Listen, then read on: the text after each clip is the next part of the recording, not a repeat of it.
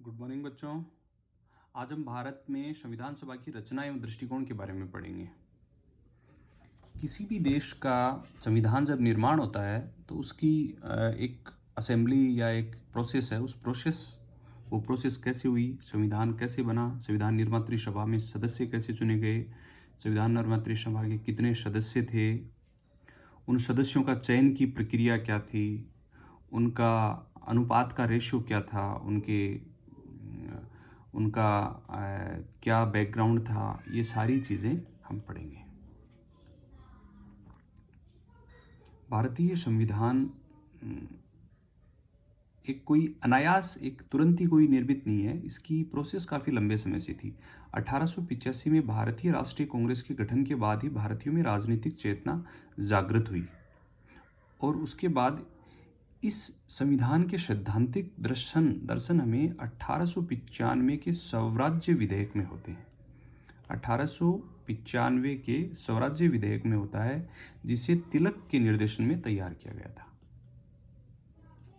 सबसे पहले संविधान सभा या संविधान के बारे में हमें दर्शन 1885 में होते हैं। उसके बाद 1924 में पंडित जवाहरलाल नेहरू ने ब्रिटिश सरकार से यह मांग की कि भारतीय प्रतिनिधियों का एक गोलमेज सम्मेलन बुलाया जाना चाहिए। भारतीय प्रतिनिधियों का एक गोलमेज सम्मेलन बुलाया जाना चाहिए और सम्मेलन द्वारा तैयार की गई संवैधानिक योजना को फिर एक निर्वाचित भारतीय विधानमंडलों के सम्मुख प्रस्तुत किया जाना चाहिए। उसके बाद भारतीय संविधान के निर्माण के विचार का औपचारिक रूप से प्रतिपादन भारतीय चिंतक मानवेंद्र नाथ रॉय एमएन रॉय के द्वारा किया गया, लेकिन ब्रिटिशर्स द्वारा इस पर कोई ध्यान नहीं दिया गया। फिर 1936 के फैजपुर अधिवेशन में कांग्रेस ने यह संकल्प पारित किया कि भारत केवल ऐसे संवैधानिक ढांचे को मान्यता दे सकते हैं जिसका निर्माण वे स्वयं कर सकें, जो भारत को एक राष्ट्र मानकर देश की स्वतंत्रता पर आधारित हो और जिसमें उसकी आवश्यकताओं और आशाओं के अनुरूप विकास की पूर्ण गुंजाइश हो। फैजपुर अधिवेशन के पश्चात वयस्क मताधिकार द्वारा निर्वाचित संविधान सभा की मांग कांग्रेस की नीति का आधार स्तंभ बन गया। That's very important. फिर धीरे धीरे यूं ही ये प्रोसेस चलती रही और ब्रिटिश सरकार ने 1940 के अगस्त प्रस्ताव में प्रथम बार परोक्ष रूप से स्वीकार किया कि भारतीयों को अपना संविधान बनाने का अधिकार है। Very important. और उसके बाद 1942 के क्रिप्स योजना में पुनः स्वीकार किया गया कि युद्ध पश्चात एक नई भारतीय संघ की स्थापना और संविधान के आधार पर संघ की स्थापना संविधान के आधार पर की जाए, जिसे संविधान सभा द्वारा तैयार की।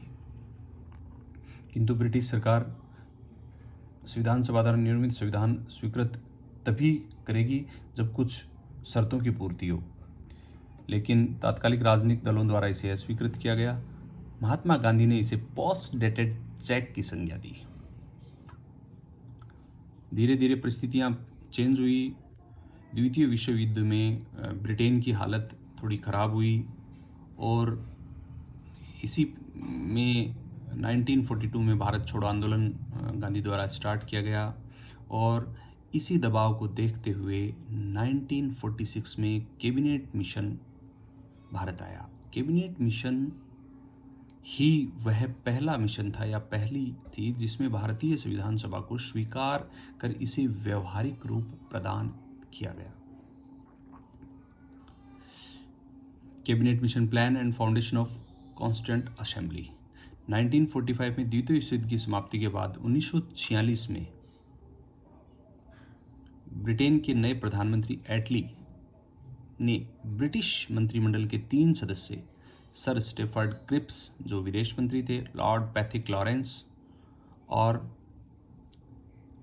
A.B. अलेक्जेंडर को भारत भेजा, जिसे कैबिनेट मिशन कहा गया। कैबिनेट मिशन इसलिए कि कैबिनेट मिनिस्टर जो थे एटली के मंत्रिमंडल के, उन 3 लोगों को भेजा गया था भारत में संवैधानिक गतिरोध को दूर करने के लिए और संविधान सभा के निर्माण के लिए।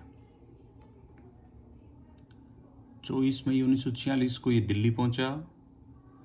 46 को मिशन ने विभिन्न राजनीतिक दलों से मुलाकात की और उनसे संविधान सभा कैसे गठन किया जाए, क्या निर्माण होना चाहिए, क्रियान्विति, अंतरिम सरकार, ये सारी चीज़ें के लिए इन्होंने उससे डिस्कस किया, उन पर डिस्कस किया। और कैबिनेट मिशन ने संविधान के गठन का एक प्रस्ताव तैयार किया, जिसमें नंबर 1 जो मेन चीज़ें क्या थी।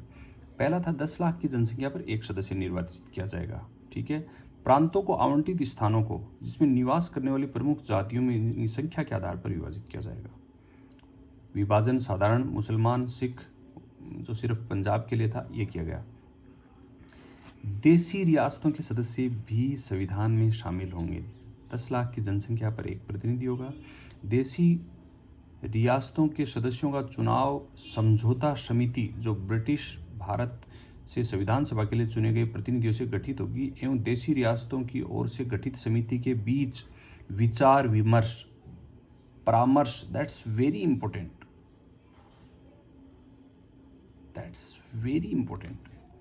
तो संविधान सभा में कितने तरह के सदस्य हो गए?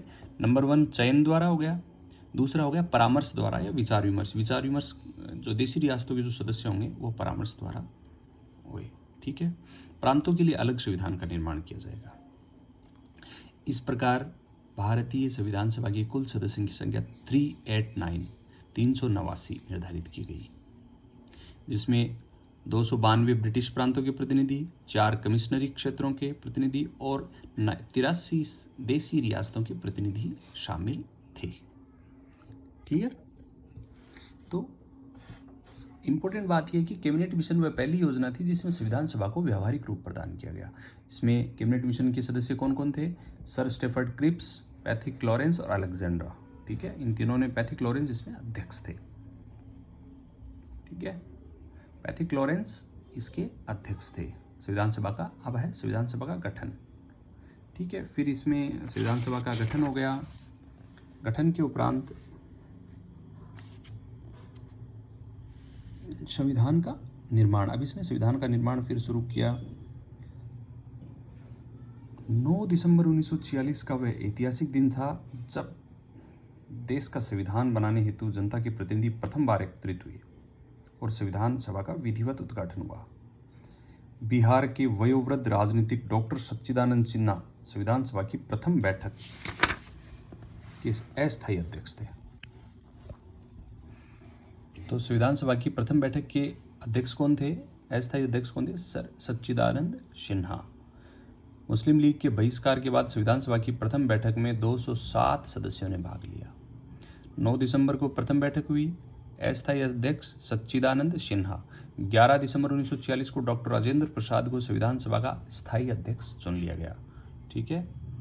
और 13 दिसंबर को पंडित जवाहरलाल नेहरू द्वारा उद्देश्य प्रस्ताव लाया गया। क्लियर? तो 3 डेट्स इंपॉर्टेंट है, 9 दिसंबर, 11 दिसंबर और 13 दिसंबर। 9 दिसंबर को प्रथम बैठक जिसमें सच्चिदानंद सिन्हा को अस्थायी अध्यक्ष थे। 11 दिसंबर को डॉक्टर राजेंद्र प्रसाद को स्थायी अध्यक्ष के रूप में चुन लिया गया। 13 दिसंबर को पंडित जवाहरलाल नेहरू द्वारा उद्देश्य प्रस्ताव लाया गया कि क्या क्या उद्देश्य हैं, किन उद्देश्यों की पूर्ति की जाएगी। अब है संविधान निर्माण की प्रक्रिया। 13 दिसंबर 1946 को प्रस्तुत उद्देश्य प्रस्ताव पर 19 दिसंबर 1946 तक व्यापक विचार विमर्श हुआ। फिर 22 जनवरी 1947 को संविधान के सदस्यों ने खड़े होकर सर्वसम्मति से इस प्रस्ताव को पारित किया गया। संविधान सभा की प्रक्रिया हेतु संविधान की जिस प्रक्रिया के मुख्य चरण थे उनमें सबसे पहले सर्वप्रथम उद्देश्य, फिर उद्देश्य प्रस्ताव आ गए, आधार उनके हो गए, फिर उनके लिए अनेक कमेटियां बनी, जैसे संघ संविधान समिति, संविधान की प्रारूप समिति, ड्राफ्ट कमेटी, संघ शक्ति समिति, मूल अधिकार कमेटी इत्यादि। देशी राष्ट्रों के प्रतिनिधित्व एवं संविधान सभा में भागीदारी हेतु नरेश मंडल वार्ता समिति से बातचीत करने के लिए संविधान सभा द्वारा वार्ता समिति का भी निर्माण किया गया। तो सबसे इंपॉर्टेंट आपको पता है कौन सी समिति थी? प्रारूप समिति। प्रारूप समिति के सदस्य अध्यक्ष कौन थे? डॉक्टर भीमराव अंबेडकर, ठीक है। और उनके अन्य सदस्य आयंगर, अय्यर, मुंशी, सैयद मोहम्मद सादुल्ला इत्यादि थे, ठीक है। बीबी खेतान इनकी मृत्यु के बाद डीटी कृष्णाचारी को सदस्य बना गया, ठीक है। इसके अलावा जो समितियां थी उनके अध्यक्ष, संघ संविधान समिति के अध्यक्ष पंडित जवाहरलाल नेहरू, प्रांतीय संविधान समिति के अध्यक्ष सरदार वल्लभ भाई पटेल। संचालन समिति डॉक्टर राजेंद्र प्रसाद। प्रारूप समिति आपको मैं बता ही चुका हूँ। झंडा समिति जीबी कृपलानी। और सर BN राव संविधान सभा के संवैधानिक सलाहकार, वेरी इंपॉर्टेंट। संविधान सभा के संवैधानिक सलाहकार कौन थे? Sir BN Rao. ठीक है। और इस तरह भारतीय संविधान का निर्माण हुआ। 26 नवंबर 1949 को लोगों ने अपनी संविधान सभा में संपूर्ण प्रभुत्व संपन्न लोकतांत्रिक गणराज्य के संविधान को अंगीकृत, अधिनियमित और आत्मार्पित किया। हमारे संविधान निर्माण की प्रक्रिया में कुल 2 वर्ष 11 माह और 18 दिन लगे। संविधान के प्रारूप पर 114 दिन बहस हुई। संविधान सभा के सदस्यों ने 24 जनवरी 1950 को संविधान पर हस्ताक्षर किए। इसी दिन संविधान सभा को विघटित कर इसे अंतरिम संसद के रूप में परिवर्तित कर दिया गया। तो ये आपने आज संविधान सभा का निर्माण, संविधान सभा कैसे बनी, इसको आपने पढ़ा। आगे हम देखेंगे संविधान सभा के दृष्टिकोण इनमें क्या क्या थे। Thank you.